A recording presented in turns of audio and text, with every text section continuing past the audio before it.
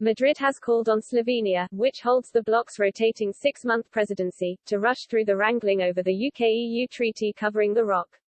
The issue of the British overseas territory was raised on Monday during a meeting between Spain's Foreign Minister José Manuel Albers and his Slovenian counterpart Anje Loga. Mr. Albers said, "I have expressed to my colleague my desire that the presidency pushes for the approval of the negotiating mandate for an agreement between the EU and the United Kingdom on Gibraltar, so that it is adopted as soon as possible. For us, for Spain, this is evidently a priority issue."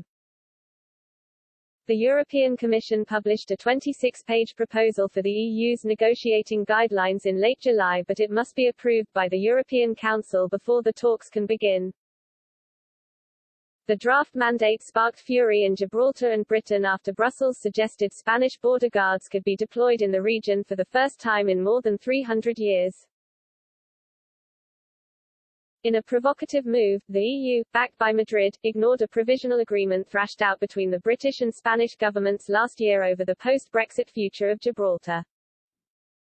Senior EU diplomats are currently poring over the EU plans before giving Commission negotiators the go-ahead to attempt to secure a deal. On Monday, Mr. Albers held a meeting with Spanish MPs to discuss the post-Brexit talks over Gibraltar. The foreign minister noted that the UK was Spain's fifth largest partners and one of our main interlocutors outside of the EU. He insisted that the future of the ROC, which Spain has constantly claimed sovereignty over since it was handed to Britain as part of the Treaty of Utrecht in 1713, was a huge part of his recent discussions with Foreign Secretary Dominic Raab. Mr. Albers said, "Over the coming months, we will follow this negotiation very closely.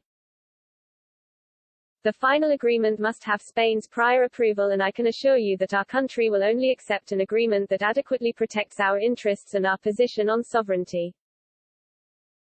The Spanish government is under pressure from conservative politicians to use the post-Brexit talks to bolster Madrid's influence over Gibraltar.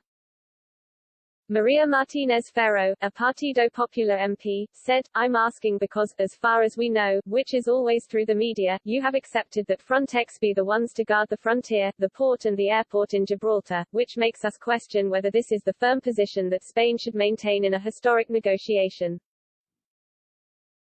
So tell us, specifically, will there be Guardia Civil officers guarding the Spanish frontier, yes or no?"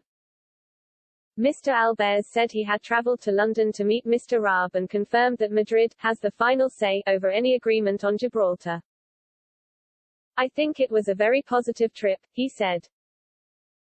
The UK knows perfectly well that Spain has guarantees on the application of the Community Acquis and in the way in which the Schengen area will be accessed through Gibraltar, because the frontier will be moved from the fence to the port and the airport, and because at every step it is Spain that is driving this and, as such, we can do nothing but welcome that. Above all, it is the municipalities and all the people who will benefit from an area of shared prosperity who welcome this. That area of shared prosperity is what we are striving for, and I am sure that you will be too."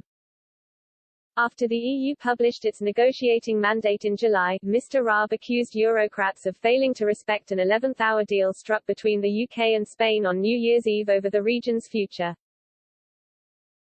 In a 26-page document, EU leaders, backed by Madrid, called for a string of conditions on the British overseas territory. They include EU border guards at Gibraltar's port, airport and in its waters to enforce the bloc's rules. Brussels also wants Gibraltar to remain inside its single market, and follow tax rates set by Madrid. The document states, Spanish border guards would have all necessary powers to perform border controls and surveillance. Mr. Raab said the draft mandate was not a basis for negotiation. He added, the UK, with Gibraltar and Spain, carefully agreed a pragmatic framework agreement, in full consultation with the EU Commission.